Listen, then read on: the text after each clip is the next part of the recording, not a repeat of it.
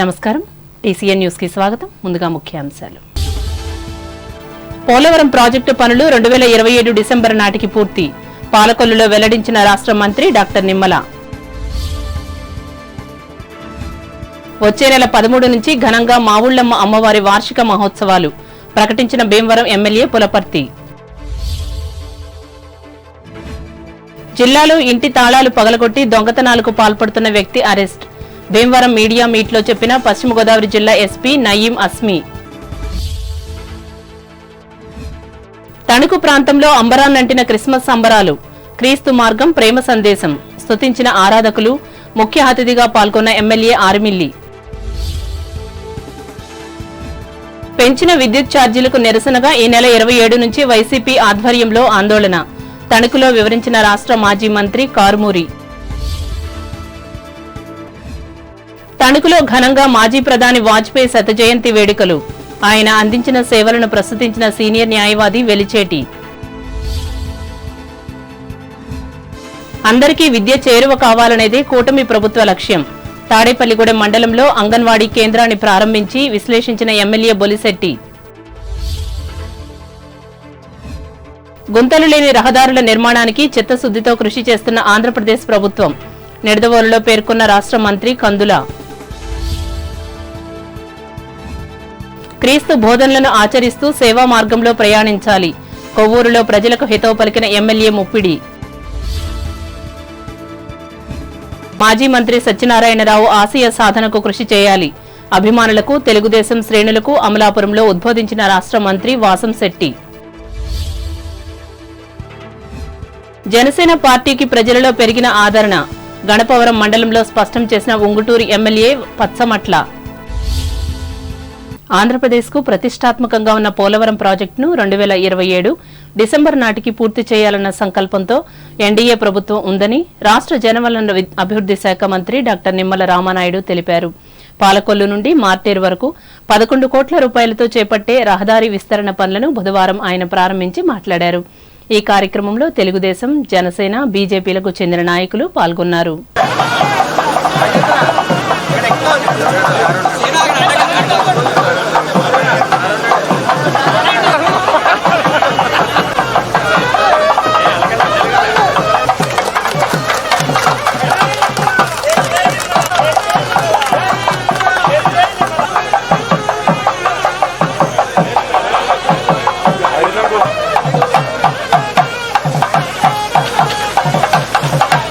ఈ ఎన్డీఏ ప్రభుత్వం వచ్చినటువంటి 5 నెలల్లోనే ఇన్ని కష్టాల్లో మరి ఒక పక్క అటు సంక్షేమాన్ని అందిస్తూ ఇంకొక పక్కన అభివృద్ధి పనులను చేపడుతూ మరొక పక్క పరిశ్రమలు పారిశ్రామికవేత్తలను తీసుకొస్తూ పోలవరం రాజధాని నిర్మాణం చేసుకుంటూ ఇన్ని రకాలైనటువంటి కార్యక్రమాలు 5 నెలల్లోనే ప్రజల కోసమే పనిచేస్తూ ఉంటే మరి నిన్న వచ్చే నెల 13వ తేదీ నుండి ఫిబ్రవరి 14 వరకు శ్రీ మావుళ్లమ్మ అమ్మవారి 61వ వార్షిక మహోత్సవాలను దేవస్థానం, నీరుల్లి కూరగాయ పండ్ల వర్తక సంఘం ఉత్సవ కమిటీ సంయుక్తంగా నిర్వహిస్తున్నట్లు భీమవరం ఎమ్మెల్యే, రాష్ట్ర public accounts committee chairman Pulaparthi Ramanjaneyulu తెలిపారు. భీమవరం ఇలవేల్పు శ్రీ మావుళ్లమ్మ అమ్మవారిని ఆదివారం ఆయన దర్శించుకుని అనంతరం మాట్లాడారు. ఆఖరి రోజున అన్నపూర్ణాదేవి అలంకరణలో అమ్మవారు భక్తులకు దర్శనం ఇస్తారన్నారు. అలాగే 1,00,000 మందికి అన్నదానం చేయనున్నట్లు ప్రకటించారు. ఆయన వెంట ఆలయ అసిస్టెంట్ కమిషనర్ బుద్ధ మహాలక్ష్మి, నగేష్లు ఉన్నారు.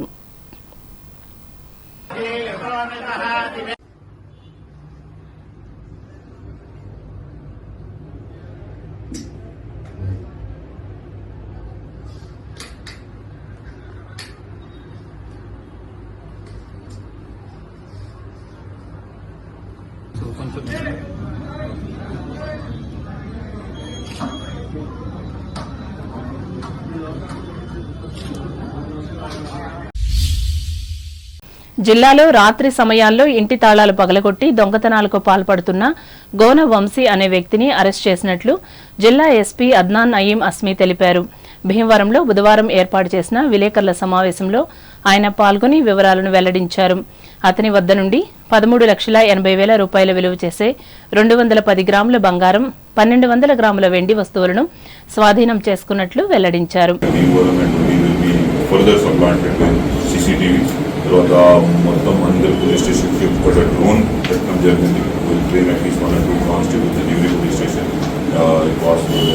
ఎనీ కానిస్టేబుల్ సో దాట్ ఒక 5 members 10 members of police men what they can do sir ఒక డ్రైవ్ చేస్తున్నారు మంచిగా పబ్లిక్ ప్రైవేట్ పార్ట్నర్షిప్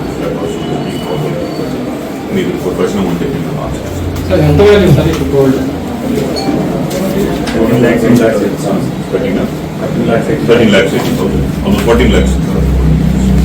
సార్ ఈ ఎండగంటి కేసు దర్యాప్తు దాని గురించి 2-3 రోజులు మీకు పూర్తిగా విచారణ చేసిన తర్వాత because right now it is at very very crucial stage of investigation. ఇప్పుడు any lead it will lead to accused will help him. దానికోసం వీఆర్ మెయింటైనింగ్ సీక్రెసీ. మేము అందరూ మీడియా మిత్రులు you have been absolutely highly cooperative to us. One small request is that just 2 or 3 days, entire conspiracy with all the characters and everything involved. We go under to put a better press conference and we put it up. Even because we are very close to nabbing the accused and they are in conspiracy. Even any accused say and we find most of it. ఈ సమావేశంలో DSP R G Jayasurya, CI M Nagaraju, SI Y Kiran కుమార్లు పాల్గొన్నారు.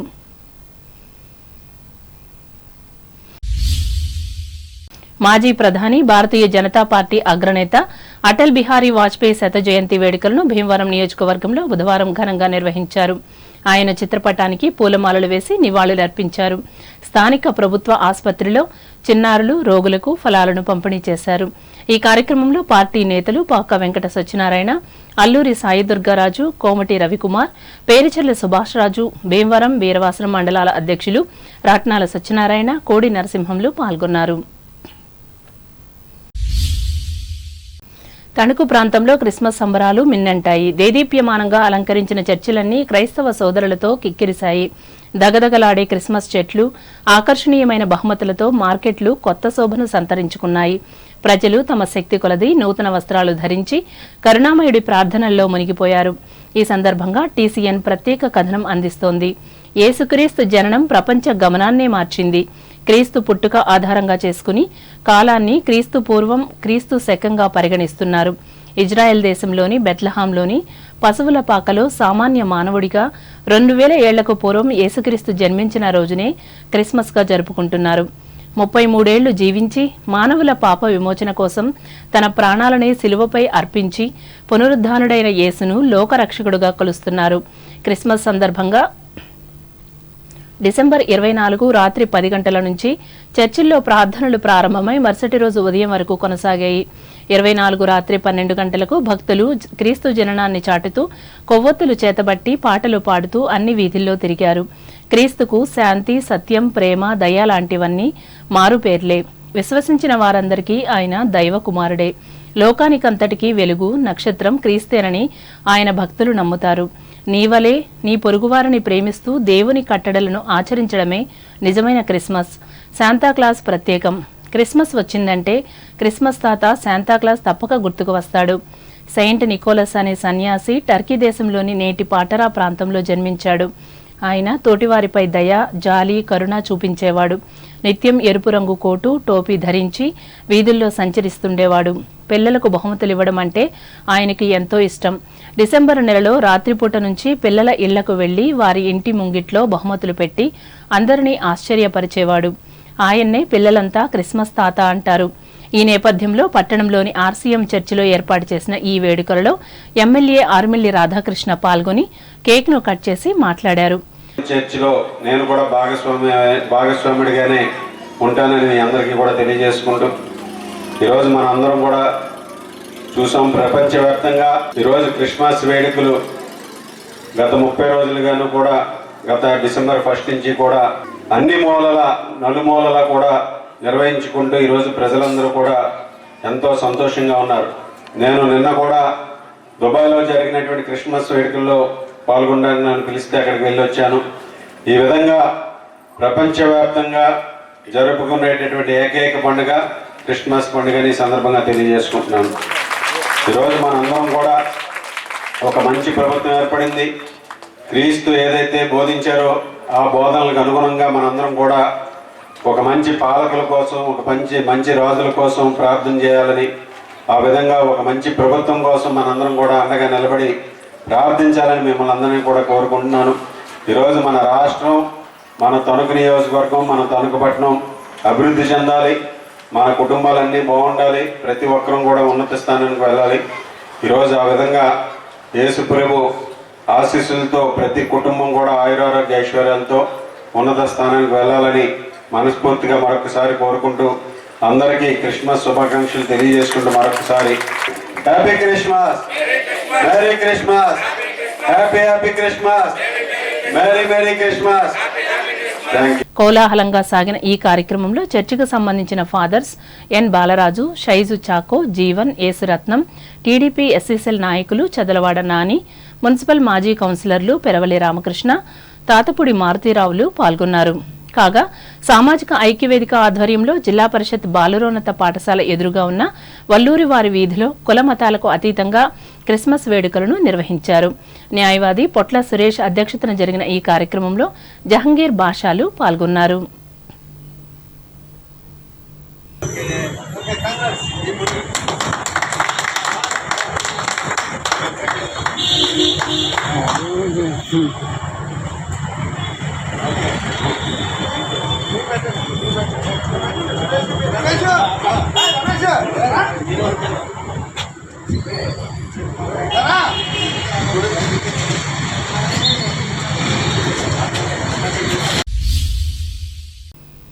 రాష్ట్ర ప్రభుత్వం పెంచిన విద్యుత్ ఛార్జీలు తగ్గించాలని కోరుతూ వైఎస్ఆర్ కాంగ్రెస్ పార్టీ ఆధ్వర్యంలో ఈ నెల 27వ తేదీన రాష్ట్రమంతటా ఉద్యమం నిర్వహిస్తున్నట్లు మాజీ మంత్రి కారుమూరి వెంకట నాగేశ్వరరావు తెలిపారు. తణుకులో తన కార్యాలయంలో బుధవారం ఏర్పాటు చేసిన విలేకరుల సమావేశంలో ఆయన పాల్గొని మాట్లాడారు. ఈ ఆందోళన కార్యక్రమంలో పార్టీ శ్రేణులే కాకుండా ప్రజలంతా పెద్ద సంఖ్యలో పాల్గొనాలని ఆయన కోరారు. అనంతరం క్రిస్మస్ కేక్ ను కట్ చేసి శుభాకాంక్షలు తెలియజేశారు.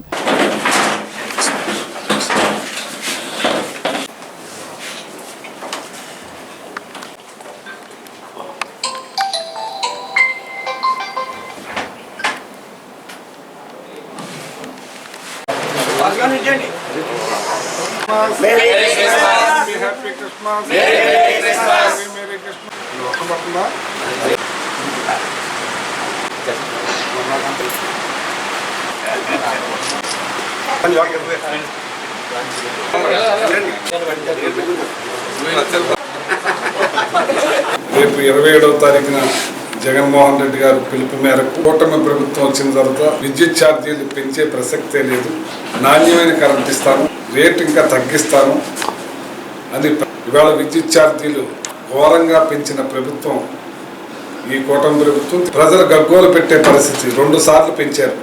9,000 కోట్ల చిల్లర టోటల్గా 15,485 కోట్ల రూపాయలను పెంచి ఇవాళ టోటల్గా 600 రూపాయలు కరెంటు బిల్లు కట్టేవాళ్ళు 800 రూపాయలు కరెంటు బిల్లు కట్టే పరిస్థితికి వచ్చింది.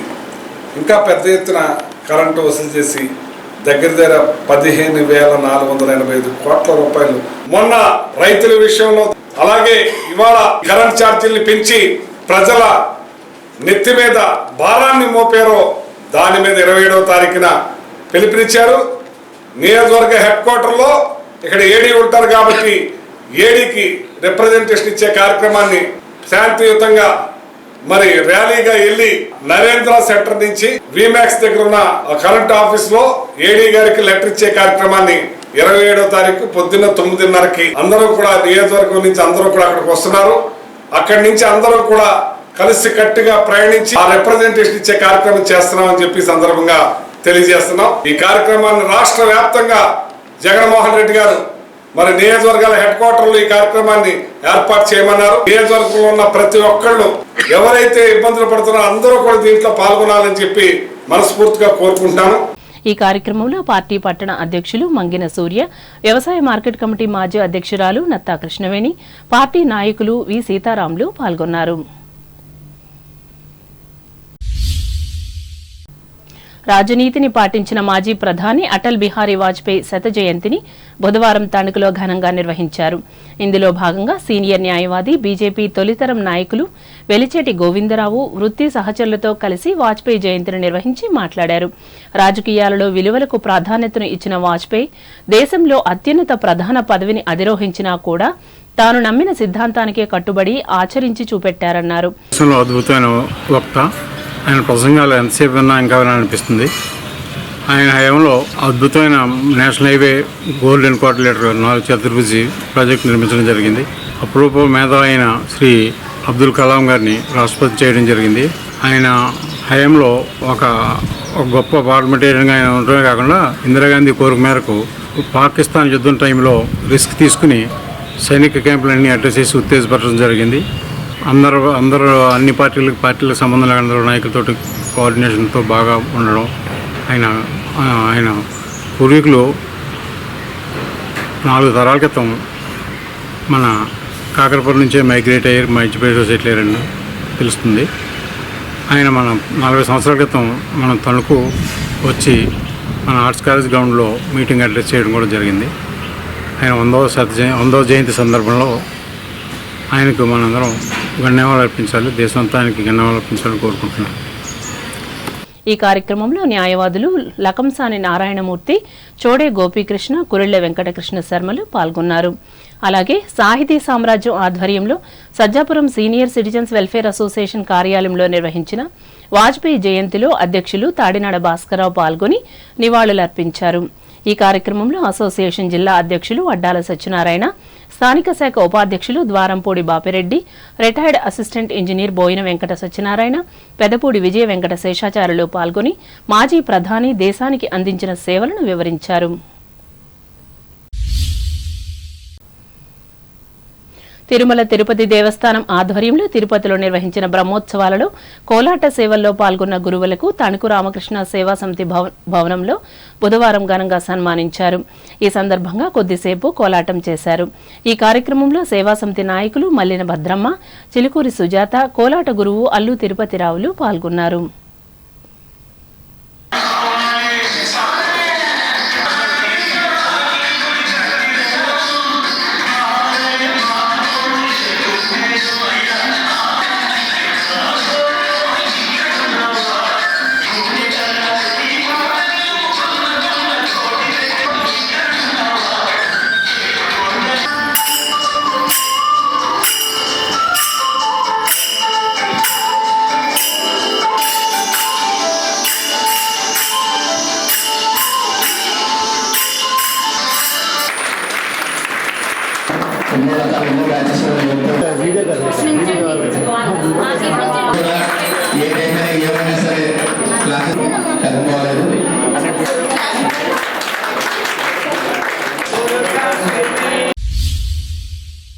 ఇప్పుడు వాణిజ్య ప్రకటనలు.